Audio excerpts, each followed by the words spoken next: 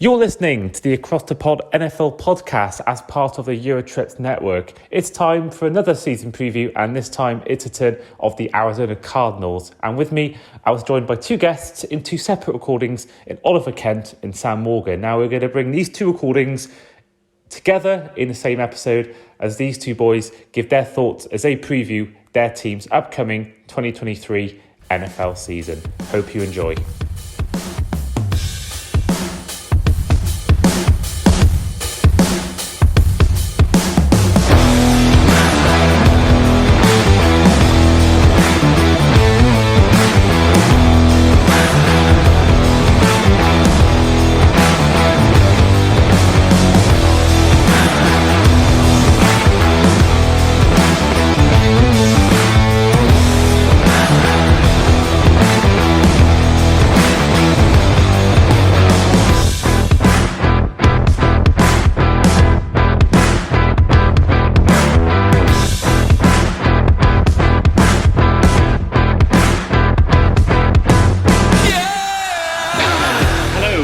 Welcome back to the Across the Pod podcast. The 2023 NFL season is just over 2 months away, and we are once again, like last season, doing our season preview episodes. And we are doing one for every team with a fan of every team. And this time, it's a turn of the Arizona Cardinals. And with me, I've got with me Sam Morgan. How are you, mate? How is life? I'm good, mate. I must be one of maybe three Arizona Cardinal fans in the country, mate. So you done well to get me. yeah. I don't know what it is, why the Cardinals aren't that followed, because there are certain teams, maybe it's because you haven't had the success like the Patriots or Steelers, but even teams that haven't, even like the Browns and the Lions have got way more fans in the UK than the Cardinals. And why do you think that is? Why do you think that there is just seemingly no Cardinals fans in the UK? Because we're probably the only team that's only given any hope of success once in the last sort of 15 years, probably. And we fumbled that as well. So yeah, that might have something to do with it. We are literally, and the thing is, all the cool teams around us, all the LA teams aren't far. You obviously got now Vegas in it. We're not the most glamorous side. We've only just changed our uniform as well, and that's a bit meh as well. So yeah, nothing exciting about us, but I try to go under the radar. But it will always be the hope that will kill you every time. Like if we do start to win games, I know what's going to come around the corner. But it is. Don't tell Dre I said that though. I always try and hype it up. I'll make sure I clip this and send it to him. So we are here with a returning guest who was on for our season fiction last time. Back with us is Cardinals fan Ollie Kent. First things, how are you, mate? How have you been? I'm good, mate. I'm good, thank you. How have you been? Yeah, good. Not too bad. Talking off camp, I've come back from America and I did the trip, looking to complete the set this year, which includes a Cardinals game. Looking forward to season ahead. I'm looking forward to the London games. Me and you are going to the same ones, so hopefully we'll bump into each other some point during the day. There's a lot of people I know that are going to this game who have been on the show. Luke and Steve from the Hair Drop Treatment, they're going to be there. There's so many people there that I know are going to be there. So it'd be nice to meet a fair few in person. Obviously, we are here for our Arizona Cardinals season preview. In terms of just a quick look at the departures and incomings, people that have left, I won't name everyone because there's quite a lot of names for both ins and outs, but JJ Watt to retirement, Robbie, or I think his name's Chosen now, Anderson, he's left. DeAndre Hopkins has been released as well. And then look at sort of the front office side of things. Steve Keim has gone, the general manager, as has Cliff Kingsbury. He was replaced by Jonathan Gannon, who's come in. Other players that have come in, Auden Tate, Matt Hack, the punter, and apologies if I mispronounced or forgotten anyone on this list, but you look at backup quarterbacks such as Jeff Driscoll, wide receiver Zach Pascal, Kazir White, Kelvin Beacham. So, what's your views on that? Because, we saw what happened in the draft. You had the third overall pick, you traded it away with the Houston Texans, which is seemingly going on to next year. You look at the likes of Caleb Williams, and I forget the wide receiver's name that everyone's talking about, but are you sort of fearful going into this year about how bad it could be, or are you almost looking at it as almost a year you have to go through in order to then get the guy you want for next year? I think the latter, the point there that you just mentioned there, we have to go in with that mindset as fans anyway, that don't expect anything this year. However, I would say this: if it was Steve Keim as GM, I would be worried because he just notoriously couldn't draft. So it wouldn't have mattered if we go and try and take the sort of the number one pick or anything like that to try and sort of maneuver because he couldn't draft well. The great thing is obviously what we've seen with Monty. Monty's come in and he's just got us in a good place. It's actually one of the best drafts in terms of like what he's built up going into the 2024 draft. Now we've got some good collateral. Yes, you can see the jersey behind me. It was a shame to obviously lose D Hop, but D Hop's obviously dead space now. But that will create sort of that 20 million of space for the following year. So we're going to be able to actually maneuver in the free agency as well as the draft come next year. Do I say we're going to be challenging for a ring next year? Maybe not, but it will put us in a very, very good position to try and do so and then build on that from the 2025. I think with Gannon coming in and look at any conversations they're having, if you look at what the Eagles done, if you looked, I don't know if you saw obviously the graphics before the Super Bowl, it's quite interesting looking at the defense of the Eagles where they got the starting 11. It was just draft.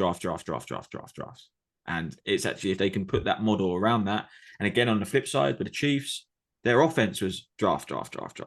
So you have to get someone in the background to get that right. And I believe in Monty at the moment. I think Gannon time will tell. We never know, do you, when you come from obviously the coaching positions taking that number one role.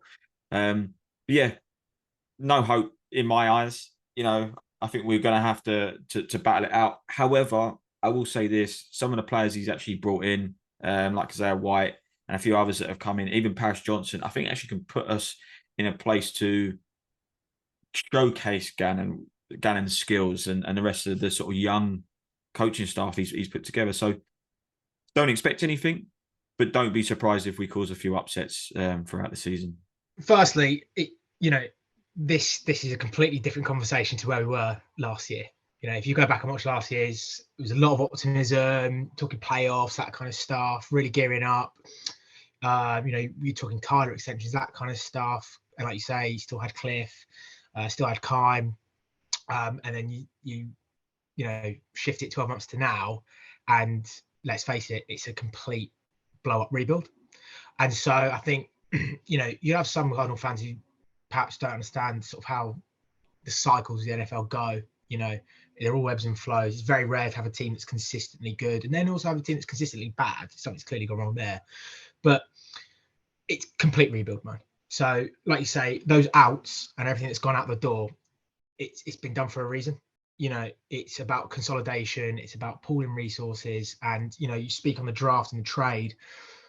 I'd argue we had a top 3 draft this year, not necessarily in the players, but certainly in that draft. And you can tell even from I think the Hopkins move upset a lot of fans because it didn't make a lot of sense. But you look at it was just about getting rid of money.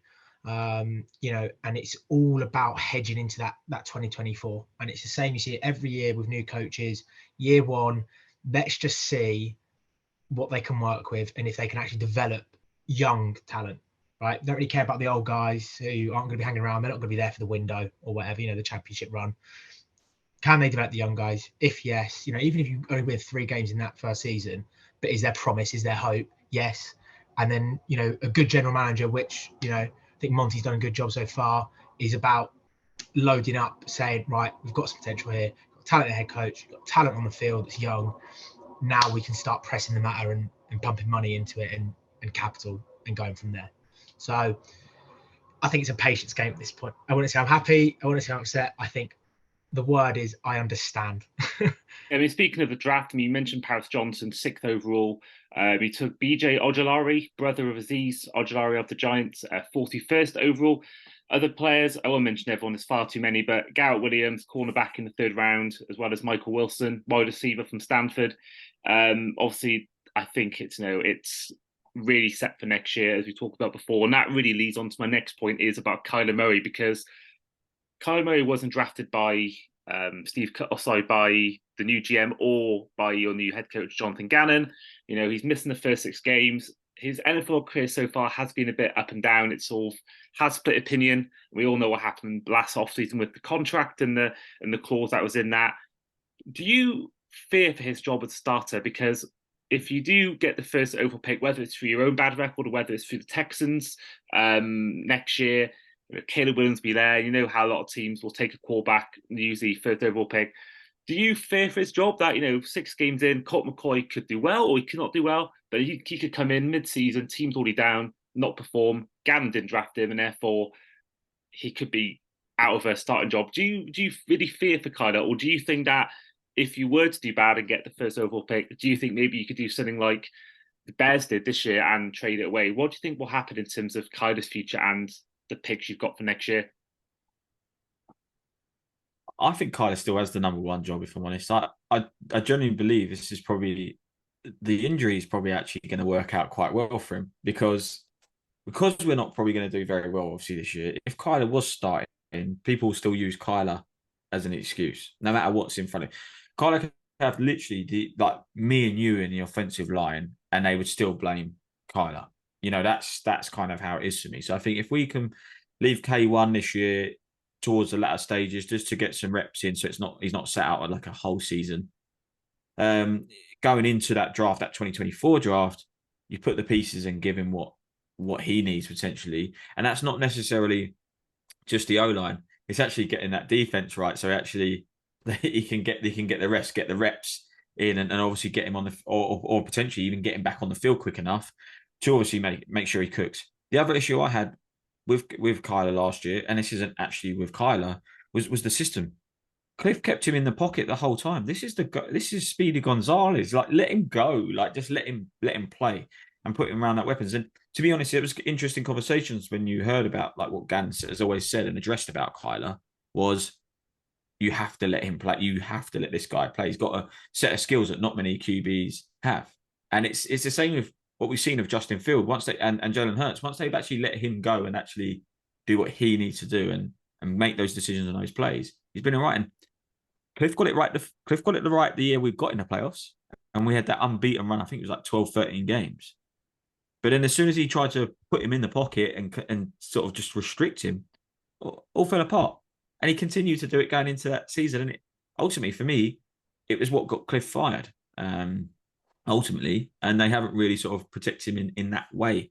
So for me, I think he still has a starting position. Do we trade away another pick? I don't think we do. I think this rebuild has been positioned for you to collect so many draft picks for the next year for 2024.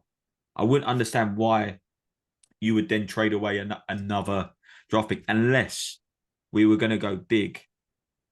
And it is a big trade, to bring and take someone from another team. That's the only thing I could imagine. For me, look at it and go, we're probably going to have 2 picks in the top 5 going into 2024. For me, we're gonna have that, and then sort of going past that, we've obviously collected so many in the 2nd, 3rd, and 4th round. Kyler will be fine. I think they build around him. He's young enough. He should have enough maturity in terms of experience now. But I will say this: if it doesn't work in 2024, they'll look to move him. I think he's got one more sort of full regular season. And if it doesn't work, then I think they will push on to go and get someone else. I'm interested actually in the backup in Tune, the young lad. Keeps saying he's the best QB in the draft. I love the confidence, but I think we'll actually probably see him more than Colt actually in the time before Kyler comes back in. Yeah, I think it's interesting because it goes back to the thing again that it is that real short leash, and you've got 1 or 2 years, as you say, for him to really prove it. He can be the number one guy. And as you say, I mean, give him a wide receiver like with Justin Fields, Josh Allen, to give him a wide receiver, and you see improvement in looking at the people you could get. Obviously, the main one is Marvin Harrison out of Ohio State. But you can even look at the likes of, obviously, you could try and protect Kyler with the likes of, I think the number 1 tackle this year is a guy called Olu Fashanu, and then the guy with the coolest name I've ever seen, Kool-Aid McKinstry, a cornerback from Alabama. So I think you could even go down. Unreal. Yeah. I mean, that is Kool-Aid. That's just like, that's unreal. But yeah. I mean, that's the best thing I've ever heard. But it's I still do fear for Kyler purely because we've seen the Cardinals maybe different now because Steve Keim's gone, but Josh Rosen had 1 year. New head coach comes in, Cliff Kingsbury, he's gone. And then I do fear for Kyler in that sense that Jonathan Gannon, we don't know whether he rates Kyler because not everyone does. And some people, like a mobile quarterback, some people like a pocket passer. It depends on what kind of style he wants from a quarterback. And I think it's almost like an audition a little bit, I think personally, for Kyler, because he'll go into this season and I think if he doesn't perform, and I think that number 1 pick will be there, and I think it will really tempt. And I'm not even unsure that the Bears were at some point tempted taking a quarterback before they traded back. So I think Kyler is, for me personally, I think he's definitely a concern for his starting job. But at the same time, I do get what you say, and I do think that you can use what we've seen in previous drafts, what the Bears done this year, and they could trade back and really get a great haul. And they got DJ Moore out of the Bears, out of the Panthers. So I think that even with that, as you said, you could trade that number 1 overall pick to say, I think that maybe the Commanders, if they're sort of, a team like them who maybe get 7, 6, 7 wins, who are nowhere near getting a number 1 overall pick, they could give them, I don't know, a Jahan Dotson or something like that. You could see going the other way, and maybe a team will do that. But I do think that time will tell on that. I think as well, it's the Kyler situation. It makes it a lot more difficult as well, because it's a when's he back kind of situation. I saw something the other. I think there's a lot of Cardinal fans who are quite optimistic that he'll be back sort of, October time, maybe sort of like almost like week 5 almost or something like that. I think that's fairly delusional, to be honest with you. Like, his rehab looks like it's going fantastic, all this kind of stuff. But I think what a lot of people actually forget when it comes to things like these kind of injuries is that, you get to when the injury actually happened and people whack a recovery date from there, right? But that's not how it works. If they have a surgery 2-3 months after that point, that's when the clock starts ticking. And so I think I saw something the other day that the earliest he might be back is sort of like anywhere from week 9 to week 12. Now, in my mind, he'll push for week 9. And the reason for that is, as we mentioned, especially the Texans trade and the way the record's going to probably look by the end of the year, they're going to have quite a high draft pick. And there's obviously a very certain talented QB, in that next class, right? If he waits to week 12 to get rolling, I don't think those 5 weeks are going to do enough to convince Gannon, convince Monty that they should stick with him. Don't go for Caleb Williams, stick with him. I think if he fights to go back week 9, he's got a fighting chance. It has to be some really good ball for those 9 weeks.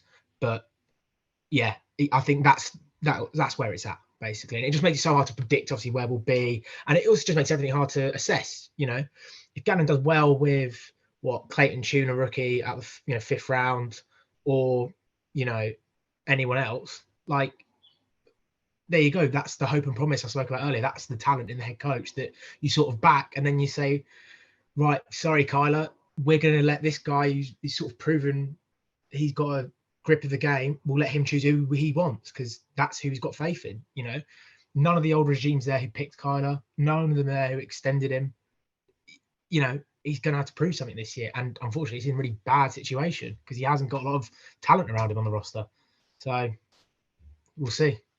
Yeah, we actually mentioned this in part 1 with Sam Morgan, is that what exactly what you said. It wasn't the general manager and head coach combination that picked him. Steve Keim and Kingsbury are no longer there, and this is a franchise that proved it with the guy Murray replaced and Josh Rosen, that they can be very quick to get rid of someone no matter where they were picked. Exactly. And I think that if you get to weeks, even if you get to week 12 and someone's done, like Colt McCoy's done a good enough job, say he's won 6-7 games, and then Murray comes in week 9 or week 12, as you're saying, and then he gets, I don't know, he only wins 2 or 3 games. I think that could be right on the wall at that point. Yeah.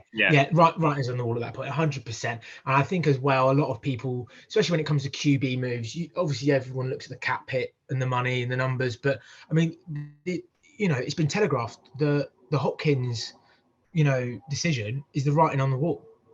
They don't care about the cost. They've got a vision. They know what they want to do, and ultimately, okay, I don't know the numbers off the top of my head, but let's just say, it's almost like a 90 million cap hit or whatever for Kyler Murray. If you get rid of him at the end of the year, right? Okay, you move on from, or you figure out some sort of trade. There's going to be a large dead hit cap, huge dead hit cap, right? But then if you then go draft Caleb Williams, almost essentially as a trade-off, you've just paid Caleb Williams the money instead, because he'll be so cheap on his rookie deal that the dead cap, it's the same as having Kyler Murray, but you've just chosen a QB that you want instead and that you build around, and then eventually the dead cap will drop off. So, I think it really is a hot seat, I think, year. And I've got a feel for Kyler, just as a fan, but just I think anyone in general has got a feel for him because he's under all this pressure. He's got to come back from an ACL injury, which, as we know, is one of the toughest injuries to come back from. And he's surrounded by, frankly, the worst roster in the NFL. So he's got this monumental challenge, and more life to him if he does well out of it. I'd be very confident with him going forward, but it's going to be a tall order, really tall order. And you got to think as well that he's had Kingsbury. Goodness knows what happened if Josh Rosen was there with Cliff Kingsbury, how bad it could have been. But do you think there's a chance that we could see a repeat of the Bears in terms of, say, for example, 2024 draft, for yourself and Texans, you have the first 2 overall picks. Could you see potentially you pick Marvin Harrison second overall and you trade back and get something and keep Kyler? Do you think that could happen? Do you think potentially the front office could look at that and go, right, Kyler's our guy, we're going to stick with him, we're going to do what the Bears did last year, especially if the Bears do well, if the Bears have a good season as a result of this trade back they had. Do you think they could do that maybe? No, I think it's absolutely on the cards. I don't see any reason why that wouldn't happen. Absolutely not. I mean, if you have the first overall pick, that, and especially with someone like Caleb Williams in, the mix, if you're happy with what you've got, I mean, that has got to be, I would argue, one of the most valuable first overall picks in a very long time. Right? And even then, just off the top of my head, how many other QB sort of hungry teams are there going to be, potentially in that 2024 class, right? Tennessee, maybe. Tennessee, Washington. Washington don't have a great outlook at the moment. Green Bay, we don't know what's going to go on with Jordan Love there. For we know, Aaron Rodgers could hang up the cleats at the end of the next. There's so many variables, so many moving parts there. I genuinely think that number 1 pick will be one of the most valuable number 1s we've seen in a very long time. And it just means that in terms of what we can, what we could command for it would be massive if like we say, Kyler sticks around. And then, like you say, if you have the 2 overall pick, you go and get the best offensive player in, non-QB in Marvin Harrison. And then, you could end up with, at least 2 top 10 picks, right? Certainly at least 2 top 10 picks next year in the Texans one and in the, if you traded out or whatever. You could arguably get the best non-QB offensive player and the best defensive player to come out the draft. And then you're looking at, if you're talking key positions, if you're happy with QB, you've got a QB. Paris Johnson, left tackle, arguably the second most important position, in sport. Wide receiver, which is getting up there with, if you took Marvin Harrison. And then you look at the defense, you just have to start loading at key spots, get yourself an edge rusher, cornerback, those are the 5 positions. If you look at any good team, they're solid at those spots. Do you know what I mean? There are not gaps at that spot. You can have gaps slightly elsewhere, whatever. There are no gaps at that spot. And I think Gannon and Monty have made it pretty clear that they're going to be building from the trenches out. That's what they did this year. It wasn't a very sexy draft this year. Paris Johnson, no one was sort of jumping for joy when it happened. Do you know what I mean? A lot of people wanted Will Anderson, right? Paris Johnson, not the sexiest pick, but it's the right pick. It's a smart pick. What do we know? If either way, if it's going to be Kyler coming back from injury or it's going to be Caleb Williams next year, you've got to protect it. It's an investment. That's the decision they made. They're going to build the trenches out. That's the way it's going to go. Let's head to the final segment of the episode, which is going to be our win-loss-tie segment, which is going to be, you're going to try and predict every game of the season with a one-word answer of win, loss, or tie.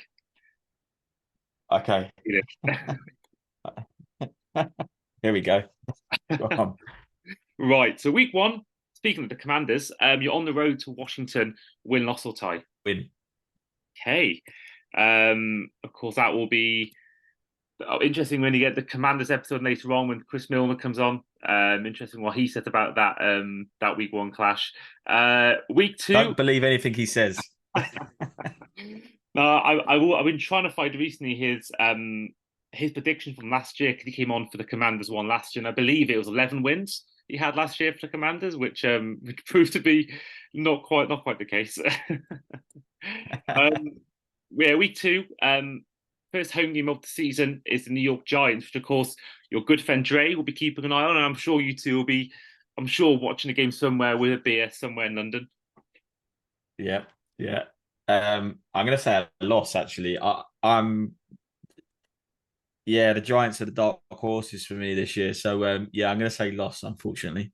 Do you reckon? I think the Giants are a team that I think you see every year you'll see a team that is not the playoffs and they make the playoffs and vice versa. And I think the Giants could be easily a team that drops down to not being in the playoffs again. I don't know why. I think that I loved what he did the first year, but I don't know. I think that all the money they gave to Daniel Jones, I don't know whether that was the right move. I'll keep this short on the Giants. The Giants are going to be very uh Patriots of old.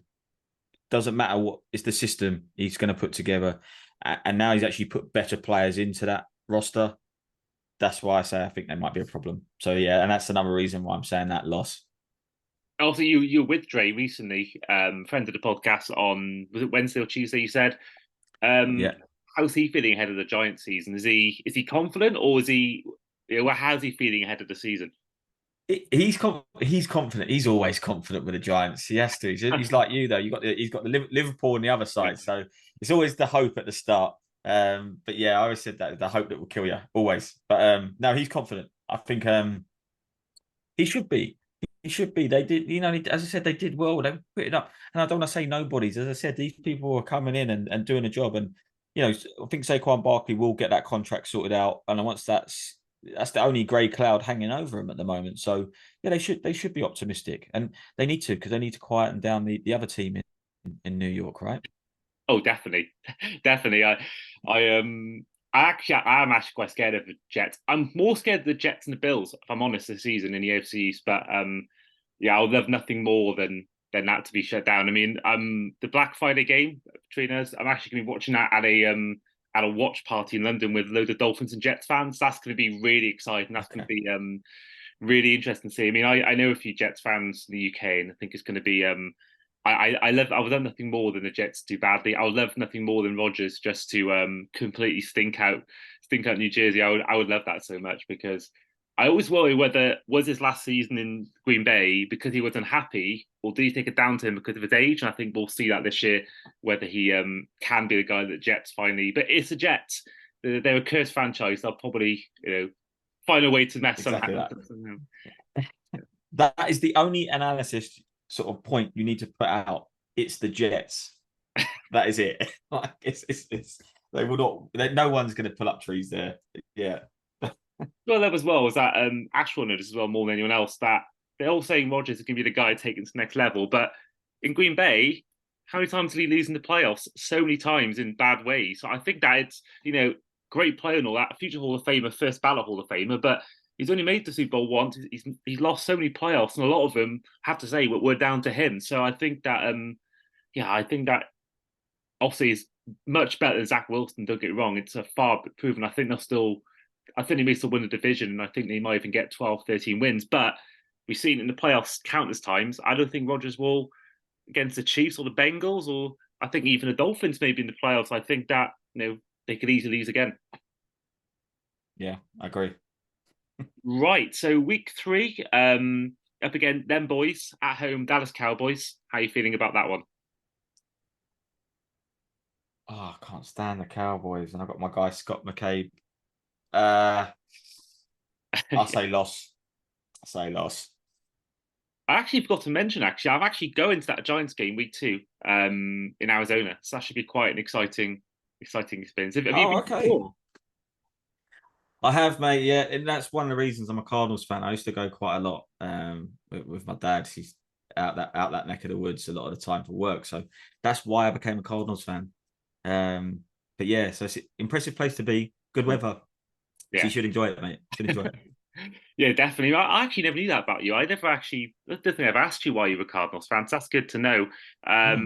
But no, I'm looking forward to it. It's a rearranged trip from 2020 I'm going on. So it's Vegas, then LA, and then San Francisco. But in amongst that, things like Palm Springs, San Diego, and all that. And Arizona wasn't our plans originally. And then I decided, you know what, I'm just gonna.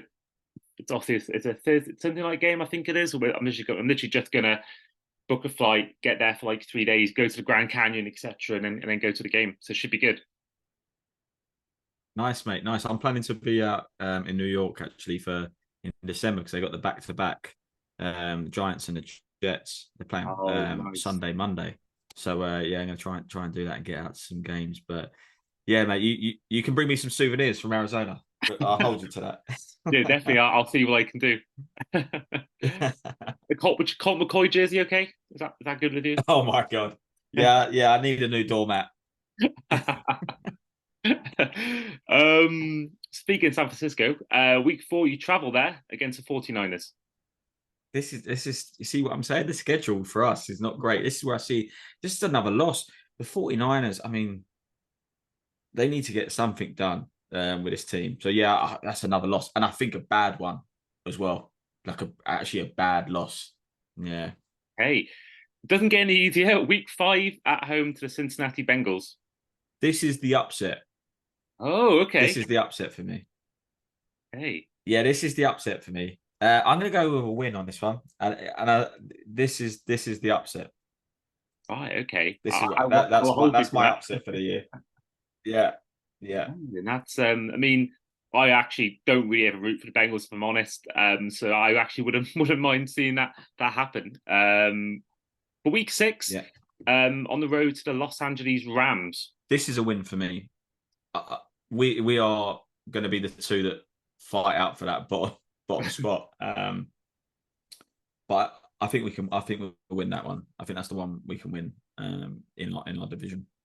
I think the Rams. I think they're being a bit underappreciated because I think obviously it all hangs on the balance of injuries. I think that was their problem last year. But I think if you get Stafford back from injury to the play he was before, same as Cooper Kupp and Aaron Donald and all that, I think whilst I don't think they'll be Super Bowl champions again, especially with Ramsey gone, but I do think that I think they could easily, especially in the NFC being a weaker conference, I can still see him making the playoffs. I think the 49ers and Seahawks are probably too strong for him, but I think certainly as one of the wildcard teams, I certainly think that they should be looked at. But if the way last season was and they don't come back from injury the way they were before, then I think this team will struggle for years. But then again, we'd all want that. I'd take 5 bad years if it meant winning a Super Bowl.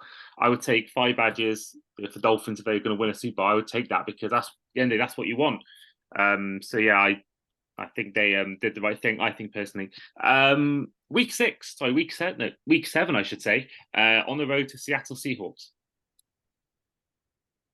This is a loss. The Seahawks, I think, could be quite good this season. I mean, they got some serious firepower there. But yeah, this is a loss for us, unfortunately. And it's hard to actually call the Seahawks or the 49ers to win our division. It's really tough. But yeah, I don't think we win that one. Yeah, I think they've literally been almost the example to set, I think, of how to draft because they got rid of Russell Wilson at the right time. And they brought in Geno Smith, who's done really well, but also they brought in Devin Witherspoon and Jackson Smith and Jigba. That's a really good first round. So I think they're proving why they are one of the best run franchises, in my opinion. Week 8 at home to the Baltimore Ravens. Ravens are so unpredictable. I'll go W. I'm going to go W. Okay. I'm being optimistic here. But yeah, that probably will be our last win. But I'm going to go W. Well, so far it's a 4-4 record. Looking at the schedule right now, you've got so far. So yeah, not a bad start. I think that definitely would be a start to the season where people will be, I think if I'm honest, a bit shocked by that. If I'm honest, so yeah, I think that'll be a good start. Week 9 on the road to the Cleveland Browns. Oh, I can't root for who, obviously at the Browns, but I think they beat us actually on the road. I think for us, so yeah, that's an L for us. Yeah, I think most people, certainly myself, aren't rooting for the Browns at all, as long as that guy's there. Yeah.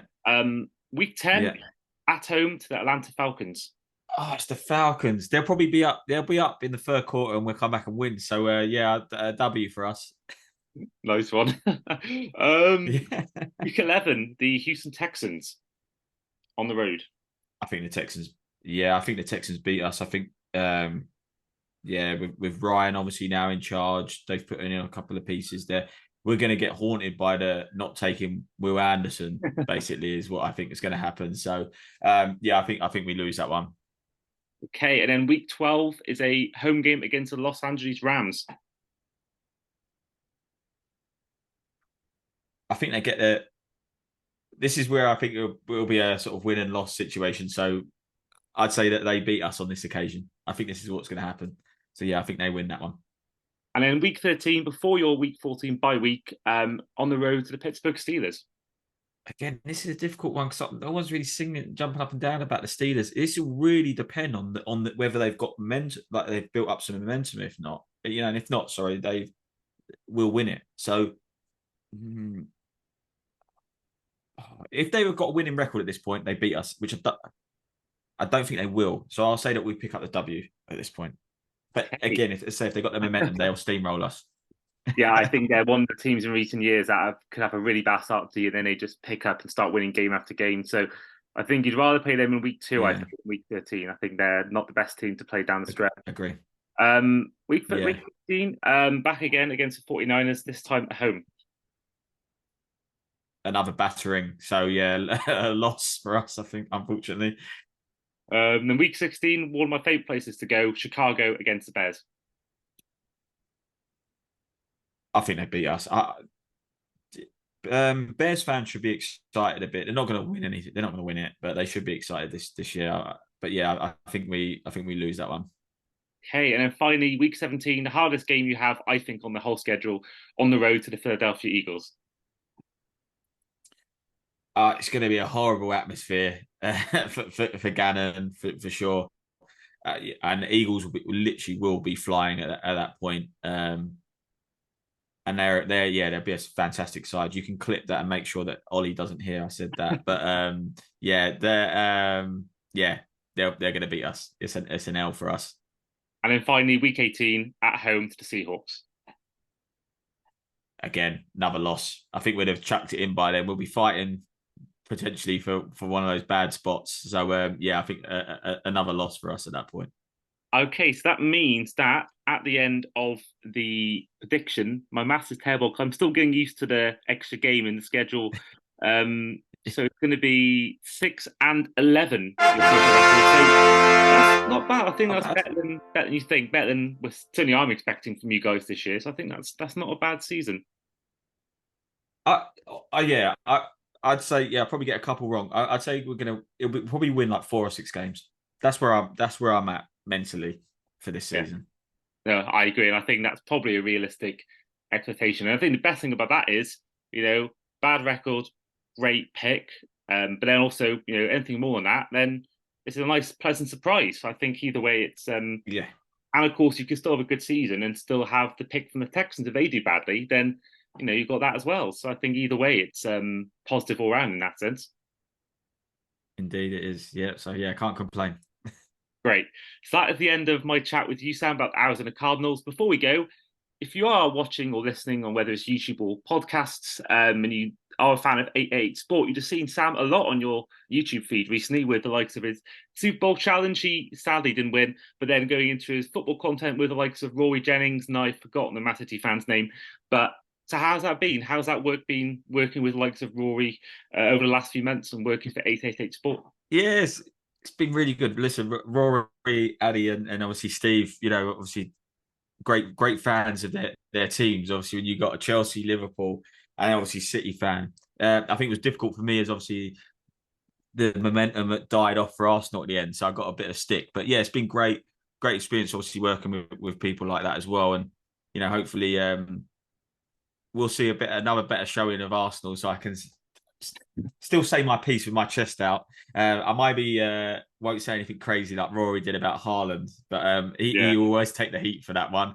And obviously, listen, the NFL challenge, watch this space as well. Obviously, with that, it's obviously always great talking about this sport and obviously making sure more and more people in this country are obviously paying attention to it and pods like yourself, obviously across the pond, and everyone else, even the guys obviously at Franchise Tag. It's great to hear obviously everyone's views and get more and more people talking about the sport, whether it's old fans or new fans. So yeah, I'm enjoying it, mate, and I obviously love talking about the sport, and obviously coming on platforms like this as well. Great stuff. We look forward to having you on again some point during the season. But in the meantime, this has been the Across the Pod podcast. I've been Andy, this has been Sam, and we'll see you guys for our next season preview. We are here for the final segment, which is going to be our win, loss, and tie prediction. So we had Sam on part one, so I'm interested to see what you've got for the same game. So week one is on the road to the Washington Commanders. I'm just going to preface this and say that I'm going off of Kyler return week 9. It's obviously quite an important factor, but that's my date of return is week 9. So on the road to the Commanders, I mean, we've improved the O-line slightly. I just think that Washington defense is too good. I think Rivera, no matter who's under center, I think Rivera is just too good, and it's going to be week 1 with Gannon. It's got to be an L. Okay. And week 2 is the game I'm actually going to be going to. It's a home game against the New York Giants. Well, home games mean nothing in Arizona in terms of advantage or anything. That's what we've learned. I'm actually going to put this down. I think it's going to be closer. I think it's going to be closer than a lot of people think. I see the Giants regressing massively this year. I think they obviously massively overperformed last year.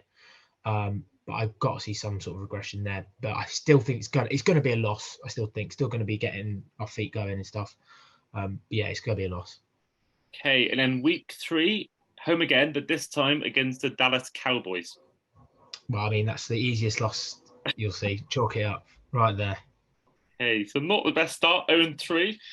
No. Doesn't get any easier. My goodness, these next few games. It's a tough schedule we've got. Yeah, it's a tough one. Yeah. Because week 4 on the road to the 49ers. Yeah, it's obviously a loss. I mean, even again, like whoever they've got under center, whether it be Trey, whether it be Purdy, the rest of that roster is just so good. You've got no chance. So it's a loss for me. And then week 5 back at home, but this time it doesn't matter because you're against the Bengals. Yeah, exactly. Same again. I mean, AFC Championships, they'll probably end up there again. Probably a good showing for the Super Bowl. It's a loss. Week 6, on the road to the Los Angeles Rams. It's a difficult one. That roster is bad now. It is bad. It's been picked apart, scraps. It's interesting to see how Stafford's gonna do. I will still chalk it up to a loss. I will, but I think that's one I'd be most considering swinging the other way. See, we mentioned this in the Seattle Seahawks episode that I think the Rams could spoil people. I think their ceiling is 1 win in the playoffs, and that's it as a wildcard team. I think that everyone forgets that it's a year removed. They lost Ramsey, but they still got Cup, Donald, and Stafford. And if they come back from injury, even half as good as they were before the injuries, I think then you could see. But I don't think they're going to go anywhere near Super Bowl again. I think the Eagles and Niners are far too strong. But I do think that they could potentially make it as a 7th or 6th seed. And especially if they get the seeding in their favour where they go against the NFC South winner, I think that could be their way of winning it. But I don't think they're going to be going far. So I think people maybe write them off, but I think, certainly if Cup, Donald and Stafford especially come back and they aren't the same players as they were before the injury, I think they're probably going to be the top 3 worst teams in the NFC, maybe even the NFL. But I think with Sean McVay, I think you can never really doubt them too much. No, of course not. Of course not. People don't appreciate the power of coaching, I think, as well in the NFL. Yeah, definitely. Week 7, speaking of power of coaching, Pete Carroll and the Seahawks on the road. Yeah, it's going to have to be chalked up as a loss. Again, I will say, sort of similar to the Giants, do see some slight regression there, but I think Pete Carroll is in that echelon of the Mike Tomlins, the Bill Belichick's. Like, a bad year in Seattle is 8-9 or 9-8. They know how they know what they want to do. They know how they want to play. They've got some good talent. It just is Geno going to be Geno? But then again, everyone thought Geno was going to be awful last year, and at one point he's probably in the MVP race, I'd imagine. But it's going to be a loss, yeah. And then what are we on at the moment? 0-6, 0-6, 0-7 at the moment. Not the best start. No. Doesn't get any easier. Week 8 against the Baltimore Ravens at home. Yeah, it's gonna be it's an interesting one. Baltimore again. He's come down to that coaching thing, and I'd put Harbaugh in that. In that Pete Carroll, just tick over time and time again. It doesn't matter if it's bloody Joe Flacco or whoever. They just keep going, and sort of similar to the Titans, they will drag themselves across the line despite injuries. I mean, really tooth and claw it over the line. It's still going to be a loss for me. I think we'll probably see some more hope and promise at this point in the trajectory in the season, but it's got to be a loss. Yeah. Yeah, I mean, going back to Vrabel, I love Vrabel, and I think that this is why, for me, I don't think they'll be as bad as everyone thinks. I think there'll still be a team that I think, at most 7 wins, but I think that'll be because of Vrabel.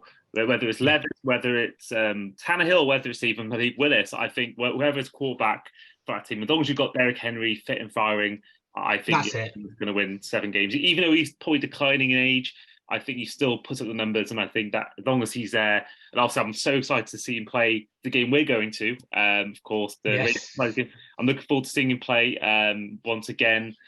So yeah, and I'm hoping, fingers crossed, I'm really putting this with touching wood, I might be getting media access to that game. So one, I might be getting. Oh.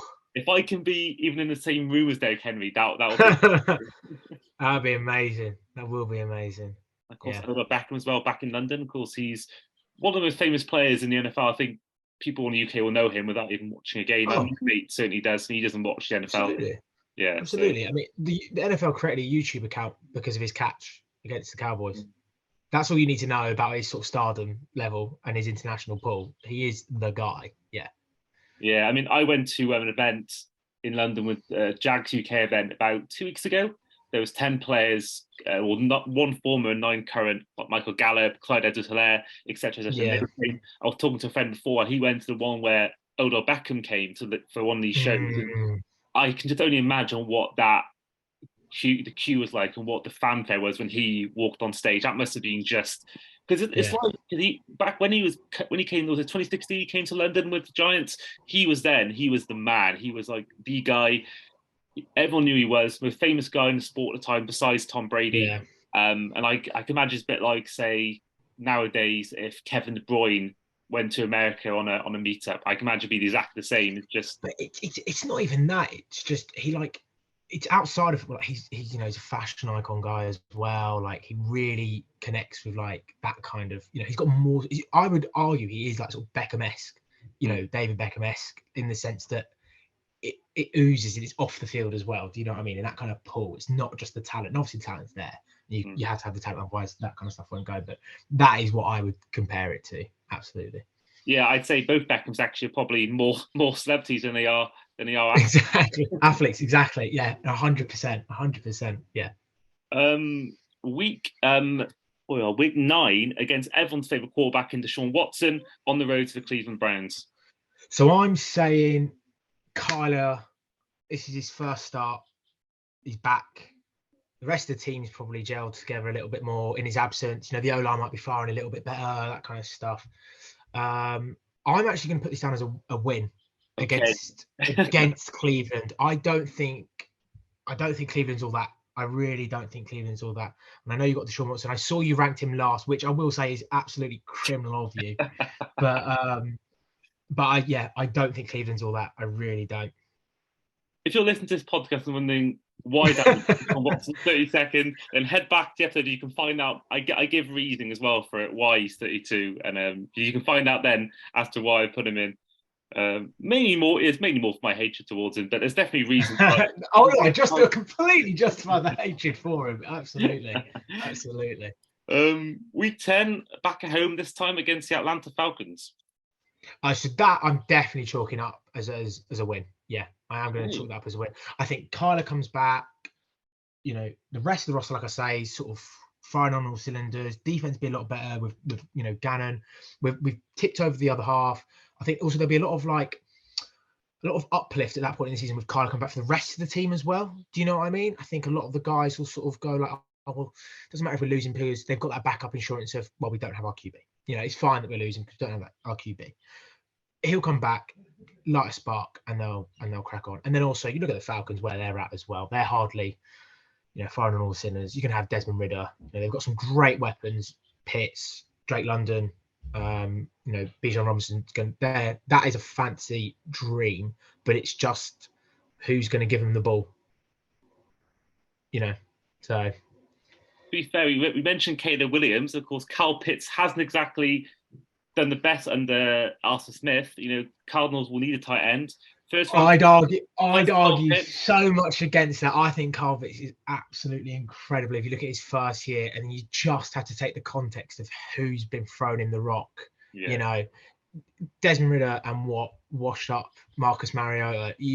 I'd challenge you to find Julio Jones. Probably Julio Jones would struggle in that for me personally. So I think Kyle Pitts, honestly, he'll be a superstar. Yeah.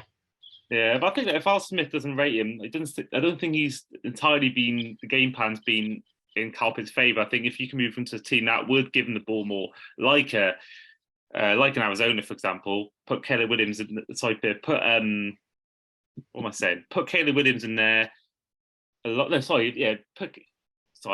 Pitts. I'm getting confused as quarterbacks here, but I think that could be something that the Falcons could do. They could give Kyle Pitts in the first round to try and get Caleb Williams. But then again, it goes back point, if Caleb Williams comes into Arizona, who's he throwing the ball to? Sorry, if he comes into Atlanta, Drake London, that's about it, I think. So it's either way. I think he might be struggling for a few years with people to throw to. Right, week 11 is on the road to the Houston Texans. Win. I'm saying it's a win now. Yeah. Oh, so bottom feeders. Yeah, and it's a win either way. If we lose, it's still a win. Well, actually, no. That's of course. Because exactly. So that'll be a great game. Yeah, that's actually quite exciting. Actually, I'm interested to see where they'll be at that point and whether how they'll approach the game, both those teams. Week 12 against the Rams once again. This time at home. How you seen that? I'm going to say that one's a win. I'm going to see that one's a win. Like, again, we'll carry the momentum on a bit of a streak. I think it's a win. Yeah. And then week 13 before your week 14 bye week is a road game against Pittsburgh Steelers. Yeah, that's going to have to go down as a loss. There's no chance in Pittsburgh that time of year as well. I think that is a loss, unfortunately. Yeah. Yeah, we have to talk about it in part one as well. The fact that a Mike Tomlin Steelers team down the stretch in the final 6 games compared to the first 6 games is a whole different entity and different ball game. It's completely different. Yeah. So after the bye week, you're once again against the Niners, but this time at home. It's still going to be a loss. I mean, late season Niners, no chance.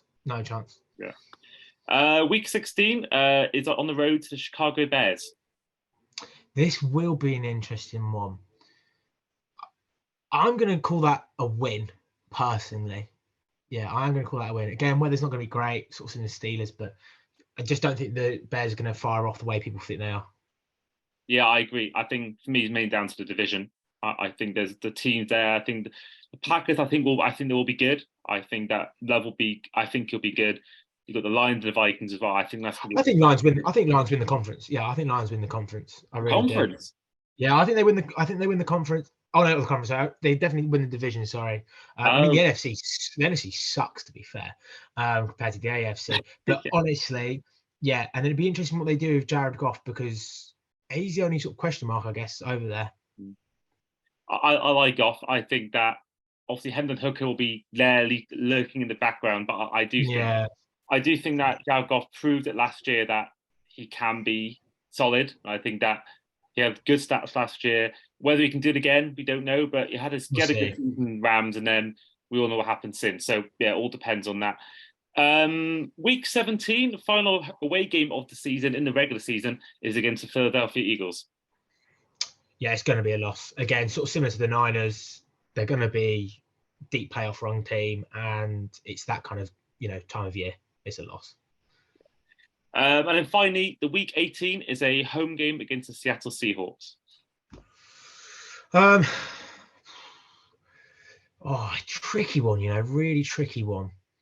I've got to give the benefit of the doubt to the Seahawks, but again, it's one of those ones I think could swing either way. I really, really do think it's swing either way. Like I'm talking, I think first half of the season is going to be a abysmal for the Cardinals, and my prediction will show it. I think that back half of the season, bit of gelling with the squad, coaching coming in, Carla coming back, and again, it's one of those things, like I said, that first year coach, that promise. When you look at predicting the next year, you look at the stretch, you look at the back end. Last year with the Jags, everyone looked at Lawrence. Those last weeks of, Jacksonville season, unreal. He was, sort of top 3 QB in the league, right? If you went to look at week 1, everyone would be saying this guy's the number 1 overall pick. What's that about? Do you know what I mean? So I think the key parts of the NFL season are that last stretch. And I think, I see us getting a win. Oh no, sorry, I see us definitely getting a loss against the Seals, but I think it could go. I think it's one of those ones in the air. Yeah. Oh, we came so close to having you and Sam on the exact same record. Interesting. Sam had 6-11, so 5-12 for you, which is about right. I think it does sound about right. Yeah, I think that does sound about right, realistically. But of course, we have to bring it up. Of course, the record for the Cardinals last year was 4-13, and of course, you came onto the podcast last year. What your record was? I think I said the complete opposite, didn't I? 13-4. I think I read it. You had 11-6. Oh, okay. Yeah. So, well, that says it all, doesn't it? Where we're at and where we were. Oh god. Where you are now, yeah. It's the contrast, but it's like basically the opposite of what we had with Javan in our first episode. That he had the Seahawks with 5 wins last year. This year he's gone for a 11-win season. I think it's it's amazing how the NFL works. I think I was just going to say that's the beauty of the league, and I'd like to consider myself as quite a well-informed person within football and the league and stuff like that. And obviously I know a bit of scheme stuff as well. He's coached, but I mean that is just it. It's just so topsy-turvy, and it's why when we talk about these teams that have success, it is just so continued prolonged success. It's just so rare, and just it's so difficult to get that. So that's why you give your hats off to, like I say, the coaches the Tomlins, the Harbaughs, these guys who've been around, as staples of their franchises. Says it all. Yeah, especially in the salary cap era we've got these days. That is the end of our second episode in our series. We try to get every NFL fan to preview their team season. So first of all, once again, thank you, Ollie, for coming on and rejoining the show. No, thank you for having me. Really enjoyed doing it. Great stuff. And we'll look forward to having you on again. Hopefully a lot sooner than last time. Hopefully not as long a wait. Yeah, give me a shout. I like the sound of my own voice, and I'll always cry about the Cardinals at some point. So give me a shout. Absolutely, Andy. Brilliant. In the meantime, this has been the Across the Pod podcast as part of the Eurotrips Network. I've been your host, Andy. This has been Ollie Kent, and we will see you guys next time.